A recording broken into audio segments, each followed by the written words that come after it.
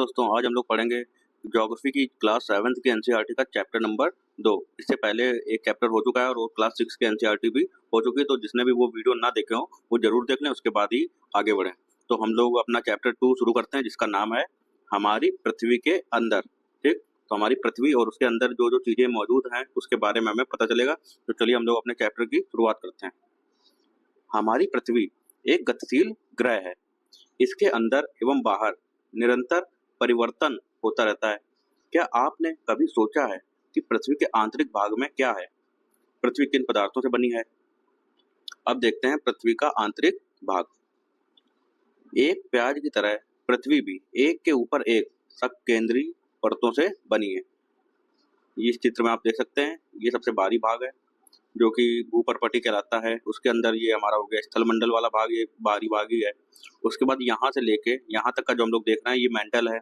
ठीक, इसमें भी अपर मेंटल लोअर मेंटल होता है।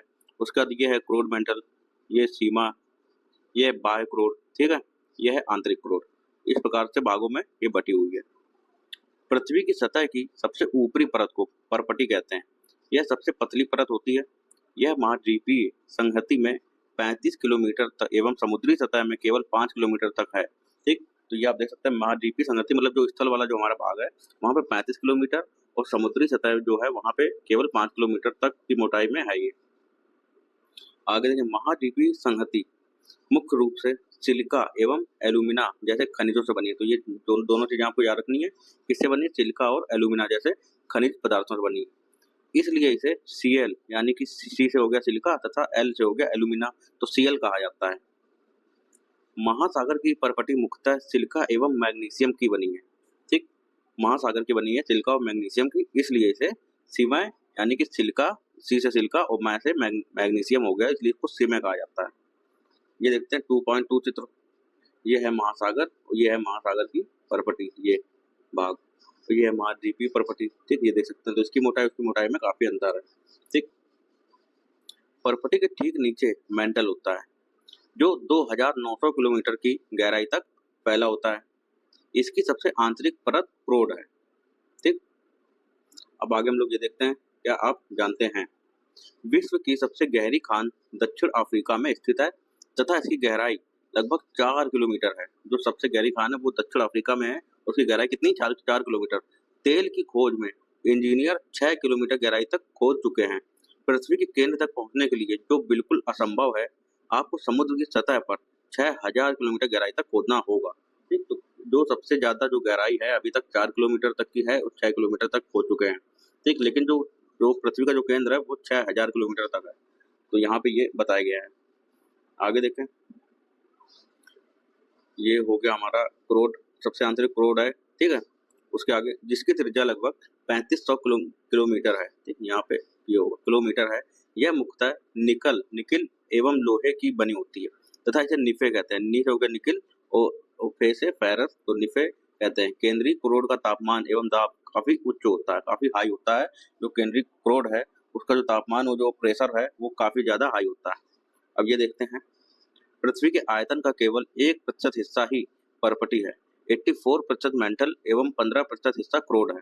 पृथ्वी की त्रिज्या 6371 किलोमीटर है। तो ये कुछ फैक्ट हैं जो आपको याद रखने हैं। आगे देखें, सैल एवं खनिज। पृथ्वी की परपटी अनेक प्रकार के सैलों से बनी है। पृथ्वी की परपटी बनाने वाले खनिज पदार्थ के किसी भी प्राकृतिक पिंड को सैल कहते हैं। सैल विभिन्न रंग, आकार एवं गठन की हो सकती है। मुख्य रूप से सेल 3 प्रकार की होती है, आग्नेय यानी कि इग्नियस सेल, अवसादी यानी सेडिमेंट्री सेल एवं कायांतरित मतलब मेटामॉर्फिक सेल। ठीक, ये 3 सेलें हैं जो आपको याद रखनी है। द्रवित मैग्मा ठंडा होकर ठोस हो जाता है। जो ज्वालामुखी से निकलता है वो मैग्मा ठंडा होकर ठोस हो जाता है। इस प्रकार बने सेल को आग्नेय सेल कहते हैं। प्राथमिक सेल भी कहते हैं क्योंकि सबसे पहले निकलता है। आग्नेय सेल 2 प्रकार की होती है, एक होती है अंतर्वेदी सेल, एक होती है बहिर्वेदी सेल। ठीक, क्या आप ज्वालामुखी से निकलने वाले लावा की कल्पना कर सकते हैं? वास्तव में आग की तरह लाल द्रवित मैग्मा ही लावा है। ठीक, तो ये आपको याद रखना है, जो आग की तरह लाल द्रवित मैग्मा है उसको ही लावा कहते हैं, जो पृथ्वी के आंतरिक भाग से निकलकर सतह पर आता है। जब द्रवित लावा पृथ्वी की सतह पर आता है यह तेजी से ठंडा होकर ठोस बन जाता है। परपटी पर इस प्रकार से बने सेल को बहिर्वेदी यानी कि आग्नेय सेल कहते हैं। इनकी संरचना बहुत महीन दानों वाली होती है। उदाहरण के लिए बेसाल्ट, दक्कन पठार बेसाल्ट सेलों से ही बना है। द्रवित मैग्मा कभी-कभी भूपर्वत के अंदर गहराई में ही ठंडा हो जाता है। इस प्रकार बने ठोस सेलों को अंतर्वेदी आग्नेय सेल कहते हैं। जो भूपर्वत के अंदर ही ठंडा होके जम जाता है, ठोस हो जाता है, उसको अंतर्वेदी कहते हैं। जो बाहर आके जम जाता है, ठंडा हो जाता है, बाहर आने के बाद उसको क्या कहते हैं? बहिर्वेदी। धीरे धीरे ठंडा होने के कारण ये बड़े दानों का रूप ले लेते हैं, जो काफी देर, क्योंकि अगर अंदर है तो काफी देर में ठंडा होगा ये, ठीक। और जब काफी देर में ठंडा होगा तो बड़े बड़े दाने उसमें रह जाएंगे। ग्रेनाइट ऐसे ही सेल का एक उदाहरण है। लेई मसालों तथा दानों का चूर्ण बनाने के लिए जिन अपघर्षण पदार्थों का उपयोग होता है वे ग्रेनाइट के बने होते हैं, ठीक। तो ग्रेनाइट क्या है? अंतर्वेदी, और जो बेसाल्ट है वो क्या है? वो बहिर्वेदी, ठीक। दोनों ही आग्नेय सेल है, ये आपको याद रखना है। अब यहाँ पे हम लोग कुछ शब्द देख लेते हैं, जैसे कि इग्नियस, ये लैटिन शब्द इग्निस जिसका अर्थ है अग्नि यानी कि आग से बना है। सेडिमेंट्री, ये लैटिन शब्द सेडिमेंटम से बना है जिसका अर्थ होता है स्थिर रहना।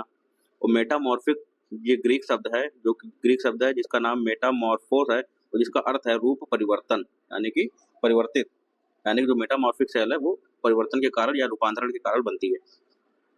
आगे ये शब्दावली में देखते हैं। जीवाश्म, सेलों की परतों में दबे मृत पौधों एवं जंतुओं के अवशेषों को जीवाश्म कहते हैं, ठीक। आगे देखें। सेल लुढ़क कर, चटक कर तथा एक दूसरे से टकरा कर छोटे छोटे टुकड़ों में टूट जाती है। इन छोटे कणों को अवसाद कहते हैं। ये अवसाद हवा, जल आदि के द्वारा एक स्थान से दूसरे स्थान पर पहुंचकर या पहुंचाकर जमा कर दिए जाते हैं, ठीक। ये अदृढ़ अवसाद दबकर एवं कठोर होकर सेल की परत बनाते हैं। इस प्रकार की सेलों को अवसादी सेल कहते हैं। उदाहरण के लिए बलुआ पत्थर रेत के दानों से बनता है। इन सेलों में पौधों, जानवरों एवं अन्य सूक्ष्म जीवाणु जो कभी इन सेलों पर रहे हैं के जीवाश्म भी हो सकते हैं। यानी कि बहुत सालों तक जब वो पानी और हवा के जरिए सारी जो मैग्मा है, जो परतें हैं या धूल के द्वारा एक के ऊपर एक परत द्वारा चढ़ती रहती हैं, तो उसमें कई सालों की प्रक्रिया होती है।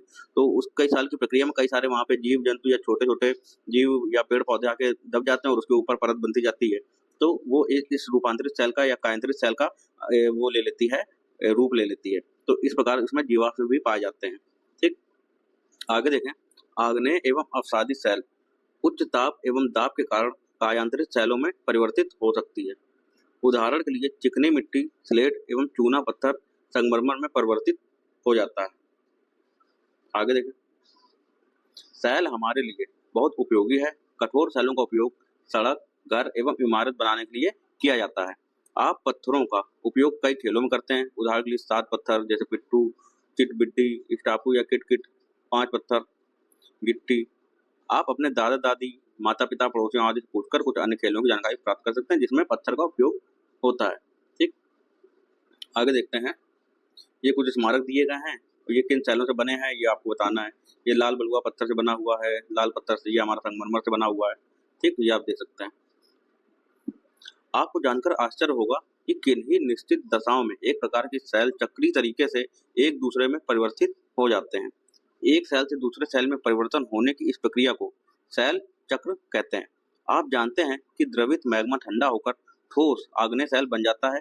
ये आग्नेय सेल छोटे छोटे टुकड़ों में टूटकर एक स्थान से दूसरे स्थान पर स्थानांतरित होकर अवसादी सेल का निर्माण करते हैं। ताप एवं दाब के कारण ये आग्नेय एवं अवसादी सेल कायांतरित सेल में बदल जाते हैं। अत्यधिक ताप एवं दाब के कारण कायांतरित सेल पुनः पिघलकर द्रवित मैग्मा बन जाती है। यह द्रवित मैग्मा पुनः ठंडा होकर ठोस आग्नेय सेल में परिवर्तित हो जाता है, ठीक। तो हम लोग इस चित्र को देखते हैं। ये चित्र बहुत ही ज़्यादा इंपॉर्टेंट है, तो आप इसका स्क्रीनशॉट ले सकते हैं। यहाँ पे सेल चक्र दिया गया है। ये है मैग्मा, ठीक। मैग्मा की जो लावा ये निकला है, मैग्मा निकला है, ये ठंडा होकर इसने आग्नेय सेल बनाया है। उसके बाद जब ये आग्नेय सेल टूट गई है, अब तो ये जो छोटे छोटे टुकड़े हुए हैं ये अवसाद हैं, ठीक। तो इसको तलछट भी बोलते हैं। फिर यहाँ से ये अवसादी सेल बना है पूरा जम के। उसके बाद जब ये एक जगह जाके इकट्ठे हो गए हैं तो कायांतरित सेल में बन गए। जब यही कायांतरित सेल जब टूट जाती है, जो धरती के अंदर जो चली जाती है, फिर वही चीज पिघल के मैग्मा भी बन जाती है, जो वापस से उभर के टूट फूट के ऊपर आता है, ठीक। तो ये एक चक्र है जो कि निरंतर चलता रहता है। आगे देखें। सेल विभिन्न खनिजों से बनी होती है। खनिज प्राकृतिक रूप में पाए जाने वाले पदार्थ हैं जिनका निश्चित भौतिक गुणधर्म एवं निश्चित रासायनिक मिश्रण होता है। खनिज मानव जाति के लिए बहुत महत्वपूर्ण है। कुछ का उपयोग ईंधन की तरह होता है, जैसे कोयला, प्राकृतिक गैस एवं पेट्रोलियम। इनका उपयोग उद्योगों, औषधि एवं उर्वरक में भी होता है, जैसे लोहा, एल्यूमीनियम, सोना, यूरेनियम आदि। ठीक, तो ये सारी जो चीजें हैं ये हमने समझी कि पृथ्वी के अंदर किस प्रकार से जो सैलें पाई जाती हैं और कौन कौन सी सैलें पाई जाती हैं, और पृथ्वी के अंदर का जो जो चीजें हैं वो किस तरीके से उपस्थित हैं, वो सारी चीजें हम लोगों ने समझी। जो भी फैक्ट है वो आपको नोट करके लिख लेने हैं और याद रखना है, क्योंकि एग्जाम में कई बार बहुत सारी चीजें पूछी है। तो ये जो यहाँ पे क्वेश्चन दिए गए हैं ये आप करके देख सकते हैं। सारी चीजें हम लोगों ने समझ ली हैं, तो इन क्वेश्चन के आंसर भी बहुत ही आसानी से आप दे सकते हैं। ठीक है, ये तो यहाँ पे होता है हमारा जो चैप्टर 2 है, 7th क्लास की जो ज्योग्राफिक एनसीईआरटी है, उसका चैप्टर जो 2 है वो हमने कंप्लीट कर लिया। अब अगला चैप्टर हम लोग 3 कंप्लीट करेंगे। तब तक के लिए धन्यवाद।